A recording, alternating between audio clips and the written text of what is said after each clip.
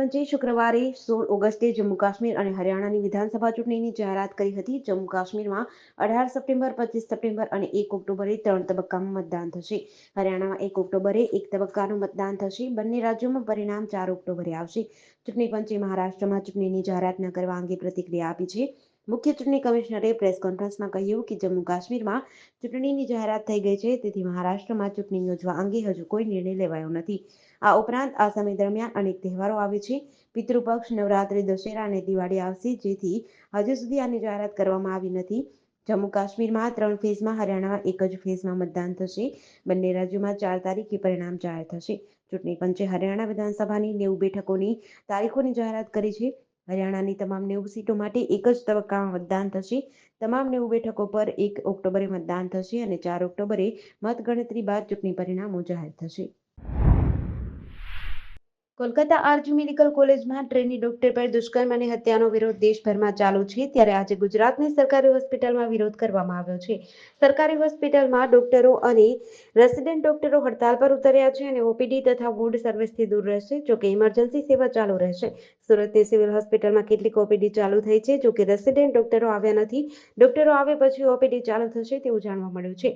OPD બહાર દર્દીઓની લાંબી કતારો છે. બીજી તરફ વડોદરાની સયાજી હોસ્પિટલમાં 18 ઓપીડીમાં ફરજ બજાવતા તબીબો ઇમરજન્સી સેવા સિવાયની તમામ સેવાઓથી વંચિત રહેશે. હાલ તબીબો મેડિકલ કોલેજ આગળ વિરોધ પ્રદર્શન માટે એકઠા થયા છે, જ્યારે અમદાવાદ અને રાજકોટમાં સિવિલ હોસ્પિટલની મેડિકલ કોલેજોમાં મોટી સંખ્યામાં ડોક્ટરો એકત્ર થઈ જસ્ટિસ માટે તાનાશાહી નહીં ચલેગી વગેરેના સૂત્રોચ્ચાર કરી રહ્યા છે. તેમજ ડોક્ટરોએ રોષ ઠાલવ્યો છે અને હડતાલ યથાવત રાખવા માટે જણાવ્યું છે.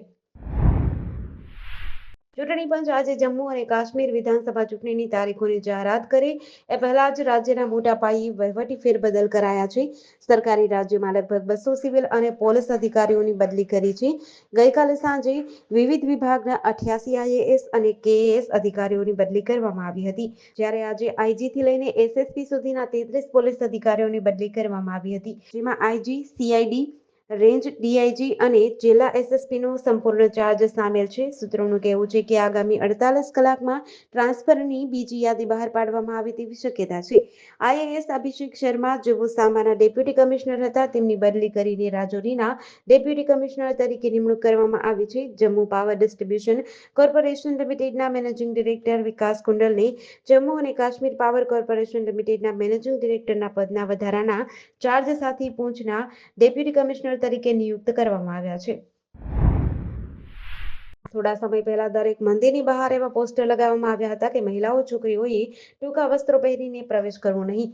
જોકે એ સમયે આને સખત ધ્યાન આપવામાં આવ્યું અને ટૂંકા વસ્ત્રો પહેરીને આવતી બહેનોને શિસ્તબદ્ધ રીતે દર્શન જતી, પરંતુ આ બધા ઉપર ધ્યાન આપવાના બદલે લોકો ખુદ પર ધ્યાન આપવાનું ભૂલી ગયા. આપણો ભારત દેશ સંસ્કૃતિમાં માનનારો છે. અહીં લોકો ધર્મ સાથે લાગણીથી જોડાયેલા છે, પણ ઘણીવાર એવું થાય છે કે કંઈક સામાન્ય અથવા મોટી ઘટનાના લીધે લોકોની લાગણીને ઠેસ પહોંચે છે. ક્યારેક ધર્મ પર નિવેદનથી તો ક્યારેક જાતિ સંબંધિત શબ્દો ઉચ્ચારવાથી તો ક્યારેક ભગવાનના નામવાળા કપડાં પહેરવાથી પણ લાગણી દુભાય છે. બાદમાં થાય શું? વિરોધ પ્રદર્શન, માફીની માંગ વગેરે જેવું ચાલે છે. ત્યારે હાલમાં ઉજ્જૈનનો એક કિસ્સો સામે આવ્યો છે, જ્યાં ઉજ્જૈનના મહાકાલ મંદિરમાં 12 થી વધુ શ્રદ્ધાળુઓ મંદિરમાં પ્રવેશ કરે એ પહેલા જ તેમના કપડાં ઉતારી લેવામાં આવ્યું. થયું એવું કે આ શ્રદ્ધાળુઓએ ચડ્ડા પહેર્યા હતા, જેના પર મહાકાલ લખેલું હતું અને ત્રિપુંડ પણ બનેલું હતું.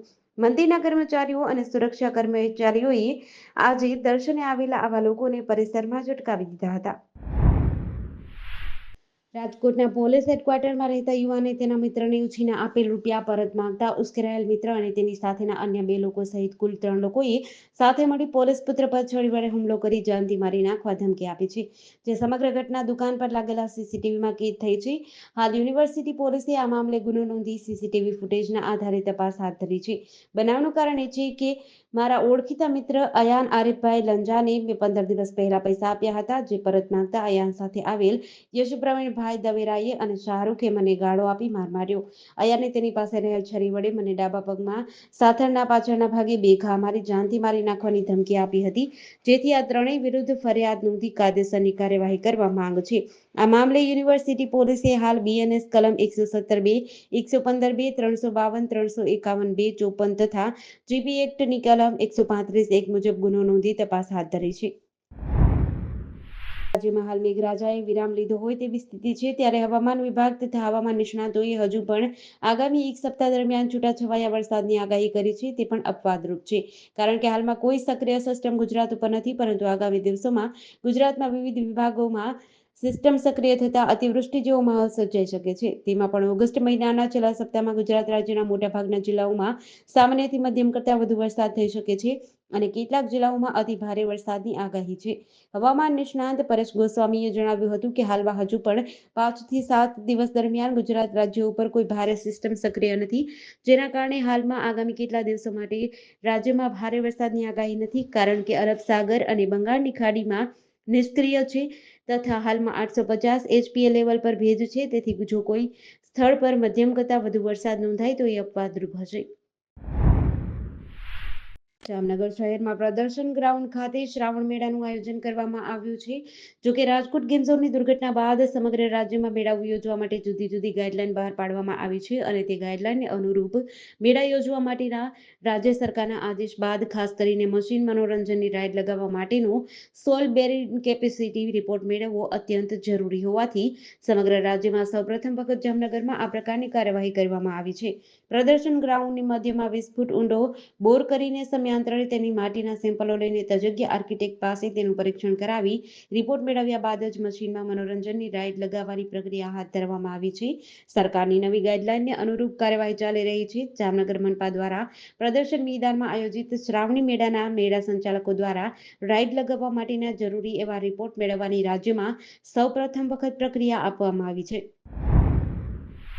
SDRFએ ઉત્તરાખંડના કેદારનાથમાં 16 દિવસથી કાટમાળ નીચે દટાયેલા મૃતદેહોને બહાર કાઢ્યા હતા. 31 જુલાઈના રોજ વાદળ ફાટ્યા બાદ લગભગ 15,000 લોકો અહીં ફસાયા હતા. જિલ્લા આપત્તિ વ્યવસ્થાપન અધિકારીએ જણાવ્યું હતું કે સર્ચ ઓપરેશન હજુ ચાલુ છે. કાટમાળ નીચે દટાયેલા કેટલાક વધુ મૃતદેહો પણ મળી શકે છે. બીજી તરફ યુપીમાં ભારે વરસાદના કારણે 15 જિલ્લામાં પૂર જેવી સ્થિતિ છે. લખીમપુર ખેરીના 250 ગામોમાં પાણી ભરાઈ ગયા છે. 2.5 લાખ લોકો તેનાથી પ્રભાવિત છે. રાજસ્થાનમાં પણ બુંદીના હિંડોલીમાં 9 ઇંચ વરસાદ બાદ પૂરની સ્થિતિ છે.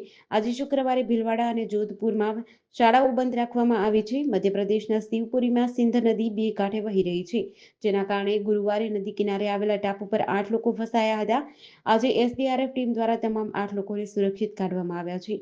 હિમાચલ પ્રદેશમાં પૂર અને ભૂસ્ખલનના કારણે 126 રસ્તાઓ બંધ છે, જેમાં 2 રાષ્ટ્રીય ધોરીમાર્ગોનો પણ સમાવેશ થાય છે.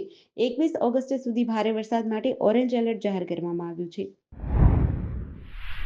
કોલકાતા આરજી મેડિકલ કોલેજમાં ટ્રેની ડોક્ટર પર દુષ્કર્મ અને હત્યાનો વિરોધ દેશભરમાં ચાલુ છે. આ ઘટનાના પડઘા જામનગરમાં પડ્યા છે. સૌરાષ્ટ્રની સૌથી મોટી જીજી હોસ્પિટલમાં રેસિડેન્સી ડોક્ટર હડતાલ પર છે. તબીબી ડોક્ટરો ઓપીડી તેમજ વોર્ડ સર્વિસથી અડકા રહ્યા હતા. કોલકાતાની ઘટનાનો વિરોધ નોંધાવ્યો હતો. બીજી તરફ દર્દીઓને ધ્યાનમાં રાખીને ઇમરજન્સી સેવા ચાલુ છે.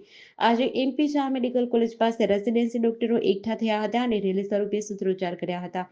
હોસ્પિટલના સુપ્રિન્ટેન્ડન્ટ અને મેડિકલ કોલેજના ડીનને આવેદન પાઠવ્યું હતું. રેસિડેન્સી ડોક્ટર દ્વારા મેડિકલ કોલેજથી લઈને જીજી હોસ્પિટલ સુધી રેલી યોજી હતી. સાથે જ હોસ્પિટલની અંદર લોબીમાં પણ સૂત્રોચ્ચાર કર્યા હતા. રેસિડેન્સી ડોક્ટરોએ કોલકાતામાં ટ્રેની ડોક્ટર પર દુષ્કર્મ અને હત્યાની ઘટના મામલે ન્યાય મળે તેવી માંગ કરી હતી. તેમજ જ્યાં સુધી તેને ન્યાય નહીં મળે ત્યાં સુધી ઓપીડી સેવા બંધ રાખવામાં આવશે અને માત્ર ઇમરજન્સી સેવામાં જ રેસિડેન્ટ ડોક્ટરો જોડાશે.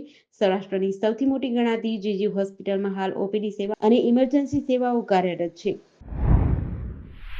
મોરબીમાં બાયપાસ રોડ ઉપર ગોકુળનગરથી જાગાની વાડી તરફ જવાના રસ્તા ઉપર આવતી બજારની વાડી પાસે 8 વાડીનો રસ્તો બંધ કરવામાં આવ્યો હતો. જે રસ્તો તે વિસ્તારના માજી કાઉન્સિલર અને હાલમાં મોરબી જિલ્લા ભાજપના કાર્યાલય મંત્રી દ્વારા ખુલ્લો કરવામાં આવ્યો હતો.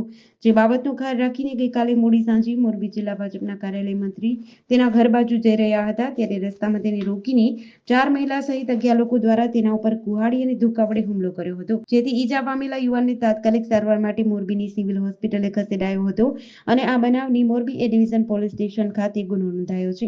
મોરબીમાં બાયપાસ રોડ ઉપર ગોકુળનગર પાસે આવેલ જાગાની વાડીમાં રહેતા મોરબી નગરપાલિકાના માજી સભ્ય અને હાલમાં મોરબી જિલ્લા ભાજપના કાર્યાલય મંત્રી રોહિત શામજી કંઝારિયા ઉપર તે વિસ્તારમાં રહેતા દિનેશ શામજીભાઈ ડાભી, હંસરાજ શામજીભાઈ ડાભી, રતિલાલ કેશવજીભાઈ ડાભી, પ્રવીણ કેશવજીભાઈ ડાભી, સંજય છગનભાઈ ડાભી અને સુરેશ છગનભાઈ ડાભી ઉપરાંત 4 મહિલા સહિત કુલ મળીને 11 થી વધુ લોકો દ્વારા કુહાડી અને ધોકા જેવા હથિયાર સાથે હુમલો કરવામાં આવ્યો હતો.